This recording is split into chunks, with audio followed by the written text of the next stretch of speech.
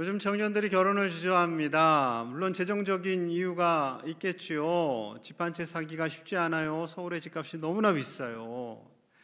우리나라 인구 절반 가까이가 서울 근교에 모여 있지 않습니까? 그리고 또 하나가 이유가 있대요. 사람을 잘 모르겠대요. 사람을. 요즘 하도 뉴스에서 무서운 뉴스들이 나오다 보니까 저 사람이 정말 나랑 연애할 때 그 사람으로 결혼 이후에도 계속 살아갈까에 대한 두려움이 있는 거죠. 결혼 전에는 그렇게 자상하게 따뜻하게 해줬던 형제가 결혼 후에서는 술 먹고 화내고 심지어 때리기까지 하면 심각해지는 거죠. 또한 결혼 전에는 그렇게 다소곳하고 예쁜 자매가 결혼하고 났더니 큰 문신이 하나 있고 술과 담배와 쇼핑 중독에 빠져 있다면 이것도 심란하겠죠. 그렇다고 청년들에게 미리 겁먹고 결혼을 두려워해서 그렇게 걱정하지 않았으면 좋겠다는 마음이 있는데 그들 마음은 또 안 그런 거죠. 비록 두려움이 있는 건 사실입니다. 하지만 하나님께서 주시는 그 가정에 기쁨이 있어요. 그 기쁨이 있습니다. 사람은 잘 변하지는 않겠지만 서로 기도하고 서로의 연약함을 보듬어주고 한 방향으로 하나님 안에서 살아갈 것을 서로 권면하다 보면 조금씩 바뀌게 됩니다. 물론 한순간에 휙 바뀌면 좋겠지만 그건 잘 안 되지요. 바뀔 수 있는 가장 좋은 방법은요, 예수님 만나는 거예요. 예수님. 그 예수님을 깊이 만나는 겁니다. 오늘 본문에 그렇게 예수님을 만나서 변화된 사도 바울이 자신의 과거를 그리고 표현하고 있지요. 바울은 사도행전 21장에서 거짓 고소를 당합니다. 율법을 어겼다고, 유대의 간습을 지키지 않았다고, 성전을 더럽혔다고 해서 고발을 당했어요. 그에 대한 해명이 오늘 본문입니다. 1절 볼게요. 부형들아, 내가 지금 여러분 앞에서 변명하는 말을 들으라. 부형들아, 아비부, 형자를 썼어요. 지금 바울이 성전 밖을 질질 끌려나가면서 두드려 맞고요, 거의 죽을 위기에 처했는데 그 사람들을 향해서 아버지들이요, 형님들이요, 이렇게 말을 합니다. 참 바울 착하죠. 그리고 자신의 그 모든 것들을 해명하는데 변명이라는 단어를 사용했어요. 이건 번역상의 문제입니다. 오늘날의 변명이라는 말은 좀 안 좋게 쓰이는 것 같아요. 애들이 얘기하거나 할 때 조금 부모님이 기분 나쁘면 변명하지 마! 막 이러잖아요. 이 변명이라는 단어보다는 해명이 더 적절할 것 같습니다. 자신에 대해서 오해하는 것에 대해서 차근차근 해명을 하려고 합니다. 먼저 자신의 출생에 대해서 이야기를 해요. 길리기아 지역의 수도이자 헬라 교육의 중심지였던 다소에서 출생을 했고요. 예루살렘에 유학을 오게 되었고요. 가말리엘, 당대 최고의 학자인 그의 밑에서 공부를 합니다. 율법을 배웠어요. 그리고 무엇보다도 태어나면서부터 로마 시민권자였어요. 그러니 바울은 그 당시에 금수저를 물고 태어난 그런 사람이었습니다. 그에게 있어서 하나님을 향한 열심이 있었어요. 어떤 열심이었는가? 4절 5절 봅니다.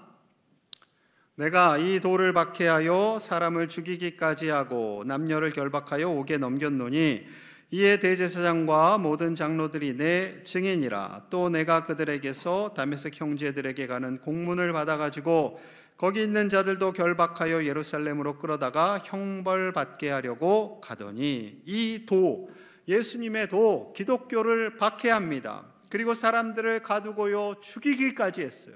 심지어 다메섹까지, 예루살렘에서 200km나 위쪽에 있는 다메섹까지 제가 가겠습니다 자원해가지고 가서 결박해 오려고 하였지요. 여러분, 이 바울의 열심, 이 열심을 바라보며 예수님께서 얼마나 안타까워하셨을까요? 하나님을 모르는 사람이 아니에요. 하나님을 스스로 잘 안다고 생각하는 사람이었어요. 그렇기 때문에 예수님 믿는 사람들을 더욱 때리고 잡아가두고 하는 일에 앞장을 섰던 거죠. 예수님께서는 저런 바울을 변화시켜서 복음을 위하여 일하게 한다면 정말 충성된 일꾼이 될 것을 알고 계셨습니다. 그래서 바울을 만나시지요. 6절 7절입니다.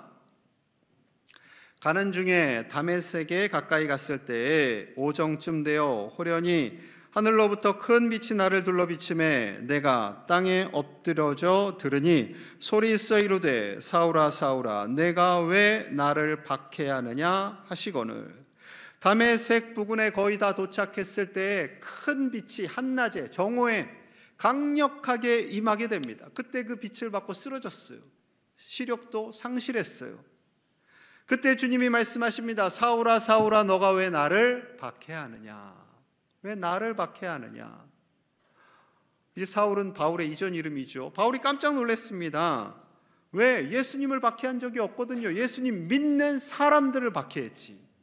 그런데 예수님께서는 그들을 박해한 것이 곧 나를 박해한 것이다 라고 말씀하세요. 왜요? 그리스도인들은 주님의 몸이기 때문에. 그래서 저와 여러분들이 힘들 때, 낙심할 때, 절망할 때 우리 주님이 동일하게 낙심하고 걱정하고 아파하시는 거죠. 우리가 주님의 몸이기 때문에 그렇습니다. 바울은 너무나 놀랐습니다. 십자가에서 죽은 예수님, 부활하신 예수님에 대해서 다 거짓이라고 생각했어요.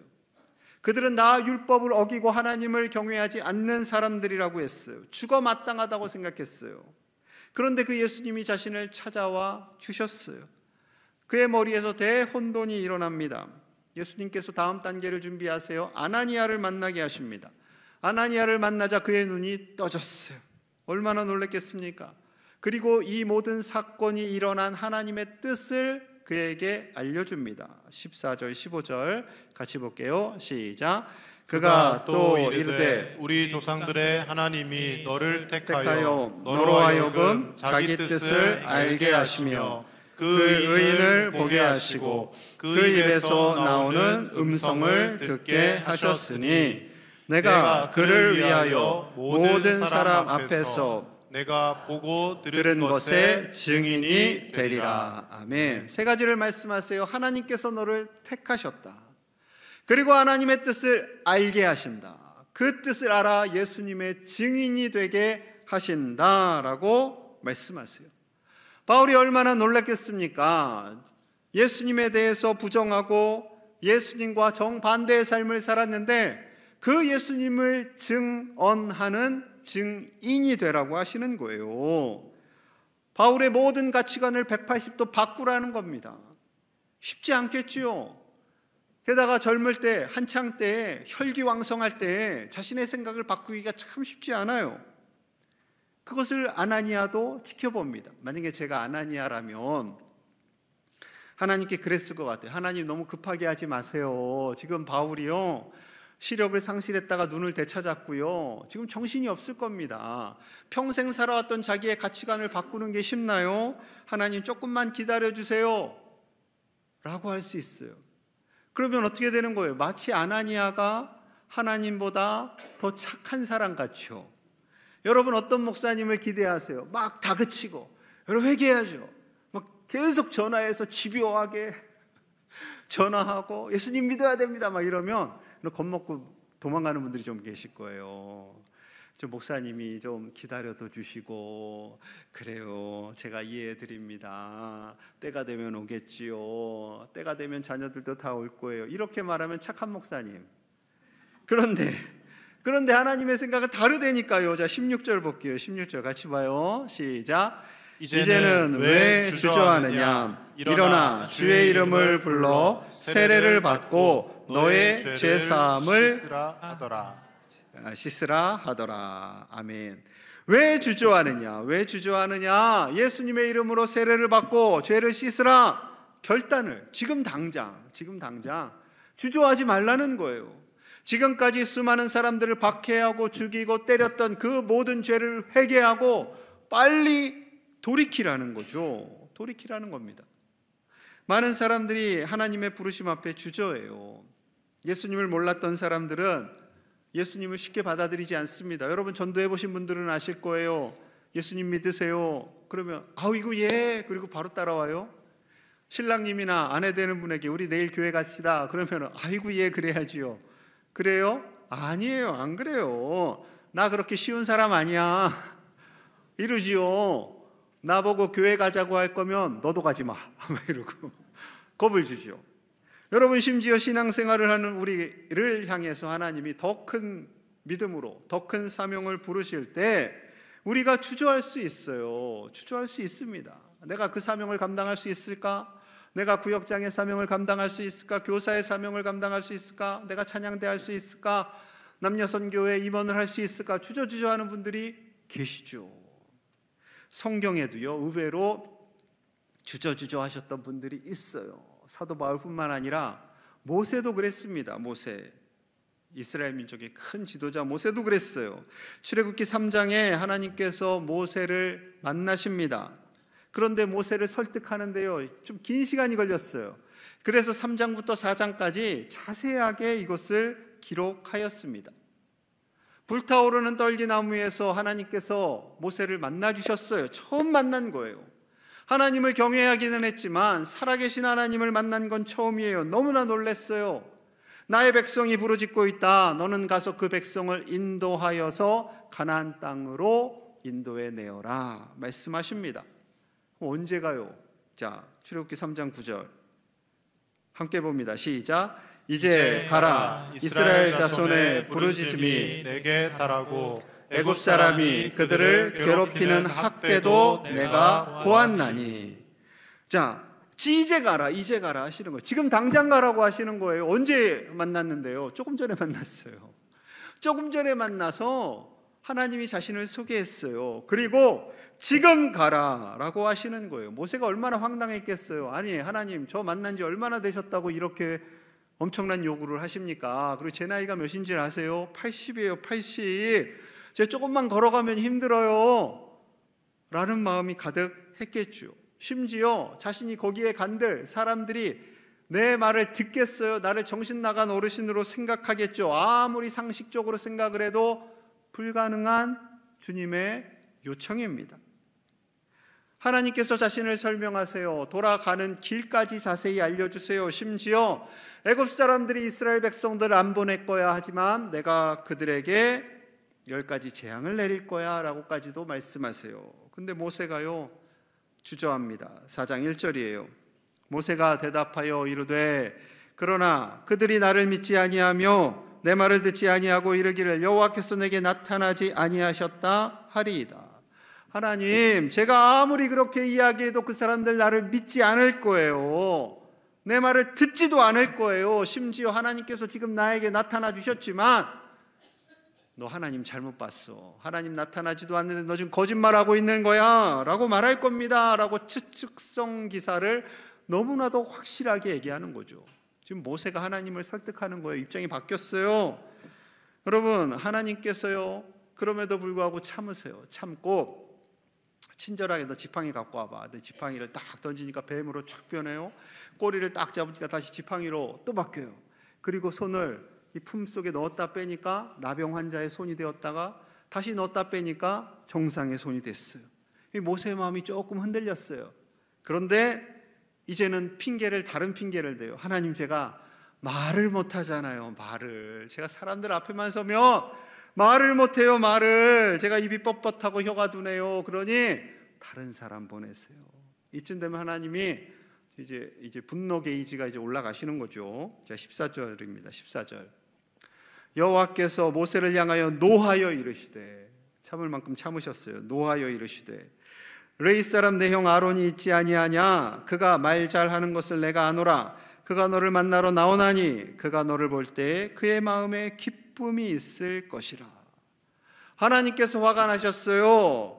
저 같으면 야, 너 가지 마.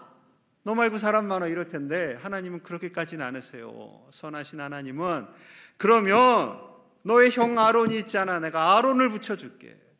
애굽말을 잘하는 아론을 붙여줄게. 그리고 40년 동안 못 만났는데 그가 너를 반겨 맞을 거야 하면서 격려해 주시는 거죠. 물론 하나님께서 우리에게 이렇게 큰 사명은 주시지 않을 거예요. 바울과 모세에게 주신 것처럼. 그런데 우리는요, 작은 사명 앞에서도 주저하는 것이 사실이에요. 코로나로 인해서 예배 출석률이 좀 줄었어요. 예배 한 번, 두 번 빠지다 보니까 하나님께 죄송해서요. 그러면 더 늦어지면 더 죄송하잖아요. 그러니 덜 죄송할 그때 나오셔야죠. 그렇게 결단하시면 돼요. 그리고 우리가 예배하러 나올 때 행여 그런 마음 있을 수 있어요. 하나님, 제가 이번 주 너무너무 피곤한데 피곤한 몸을 이끌고 갑니다. 저 잘했죠? 피곤한 이 몸을 이끌고 봉사합니다. 생색내고 싶은 마음도 우리 안에 있어요. 우리 제일교회 식구들은 없겠지만 여러분, 선하지 않은 믿음의 모습이겠지요. 다시 바울로 가보겠습니다. 바울이 한순간에 변화된 것 같지만 그렇지 않아요. 그의 생각을 바꾸는 데는 시간이 필요합니다. 그동안 자신의 모든 행동들을 바울이 알아요. 내가 그렇게 행동했는데 이것을 바꿀 수 있을까? 혼란스럽습니다. 예루살렘에 도착했는데 그의 마음이 답답해서 성전에 가서 기도합니다. 17절 18절이에요. 후에 내가 예루살렘으로 돌아와서 성전에서 기도할 때 황홀한 중에, 자 18절 같이 봐요. 시작. 봄에 주께서 내게 말씀하시되 속히 예루살렘에서 나가라. 그들은 내가 내게 내게 대하여 증언하는 말을 듣지 아니하리라 하시거늘. 아멘. 속히 빨리 예루살렘을 나가라 그러시는 거예요.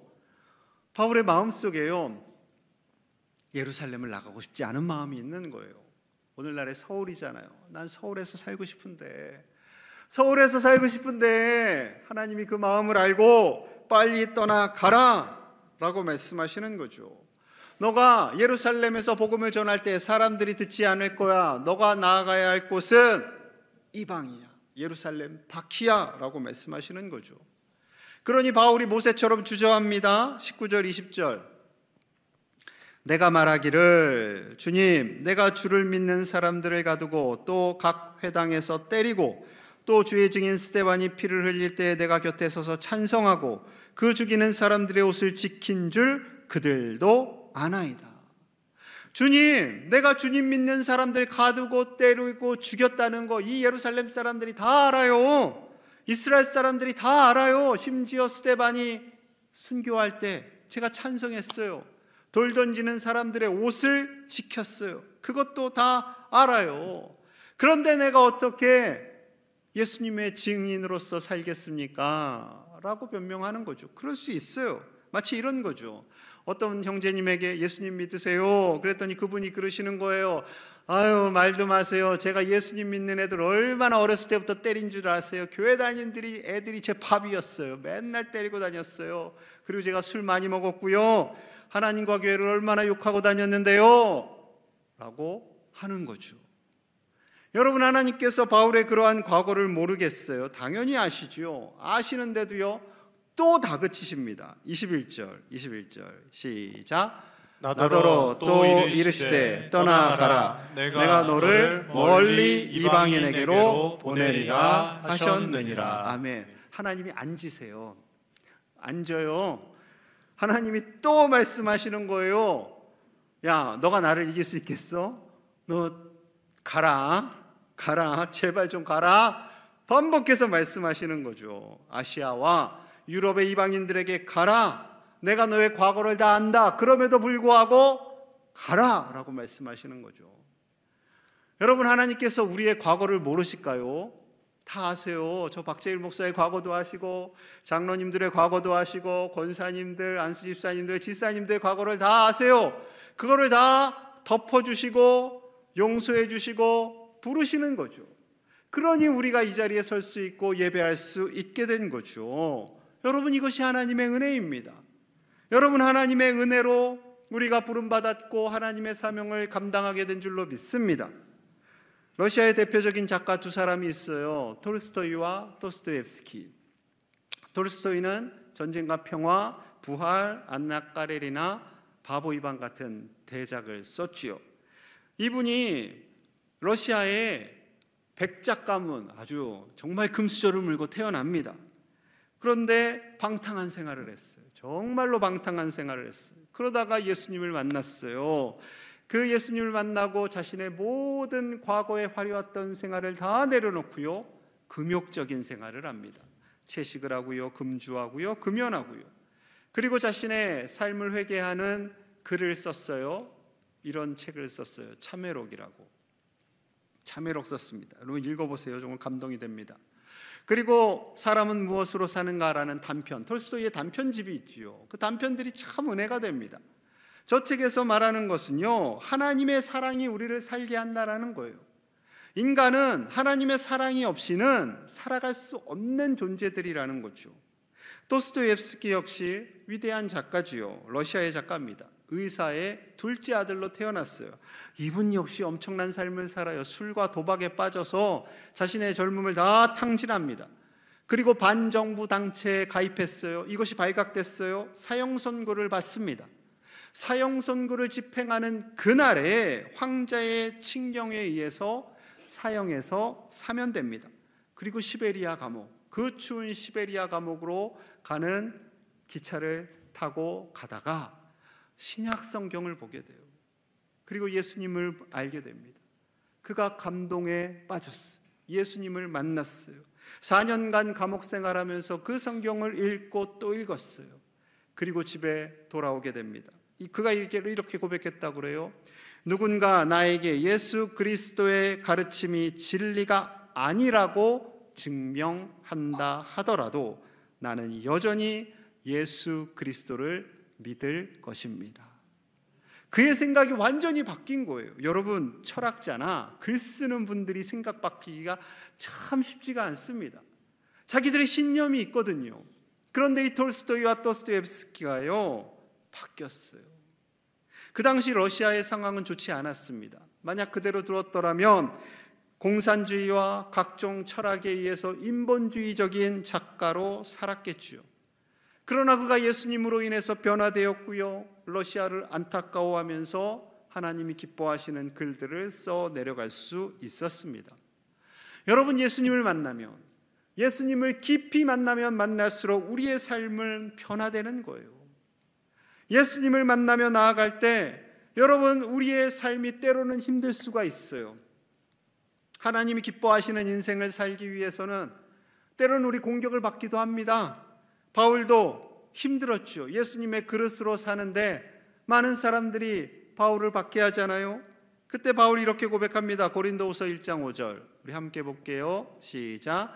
그리스도의 고난이 우리에게 넘친 것 같이 우리가 받는 위로도 그리스도로 말미암아 넘치는도다. 넘치는도다. 아멘. 우리에게 고난이 와요. 사단이 때로는 우리를 힘들게 할 때가 있어요. 그러나 주님께서 주시는 그 위로는요, 고난보다 훨씬 커요. 하나님께서 우리의 형편을 아시고 위로해 주시고 새 힘을 주시는 줄로 믿습니다. 그 하나님을 만나셔야 돼요. 그 하나님을 만나지 않고 우리가 이 세상에서 그리스도인으로 살아가는 것은 너무나도 어렵습니다. 예수님을 만나면 이렇게 바울처럼, 모세처럼, 톨스토이처럼, 도스토옙스키처럼 변화된 인생을 살게 되는 것이지요. 여러분, 예수님을 믿고 사는데 예수님께서 주시는 위로, 예수님께서 주시는 기쁨, 그것이 차고 넘쳐야죠. 그것 없이 신앙생활하면요, 여러분, 억지로 끌려다니는 소같이 돼요. 콕 껴가지고. 여러분, 그렇게 신앙생활하면 너무나 기쁘지 않지 않겠습니까? 예? 그렇게 생활하면 우리의 기쁨이 다 사라지잖아요. 이거 억지로 하는 신앙생활이 아니라 정말로 하나님께서 주시는 기쁨, 그 하나님께서 주시는 위로, 하나님을 예배할 때 주시는 그 놀라운 감격 속에서 하나님을 예배하고 주저주저하지 않고 더 큰 믿음으로 나아가시는 우리 모든 제일의 가족들 다 되시기를 주님의 이름으로 간절히 축복합니다. 우리 함께 마음을 모아서 기도하겠습니다. 하나님, 우리를 부르시고 이 자리에 예배하게 하시니 감사합니다.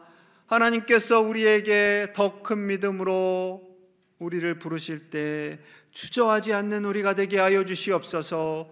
세상에서 하나님과 믿음 사이에서 주저하지 않는 우리 되게 하여 주시고, 하나님의 부르심 앞에 담대하게 예배로의 자리로 나아가는 우리 가족들 다 되게 하여 주시옵소서. 믿음이 없는 가족들이 있습니다. 저들도 주저하지 않고 하나님의 앞에 나와 예배하는 하나님의 자녀들로 살게 하여 주시옵소서. 때로는 고난이 있지만 주저하지 않게 하시고 하나님께서 주시는 크신 위로로 담대하게 살아가게 하여 주옵소서. 어렵고 힘든 이 나라를 불쌍히 여겨주시고 하나님께서 회복시켜 주시기를 원합니다. 115 투두게더를 준비하고 있사오니 우리 광양제일교회를 거쳐간 모든 식구들이 다 나와 기쁨의 잔치를 참여하게 하여 주옵소서.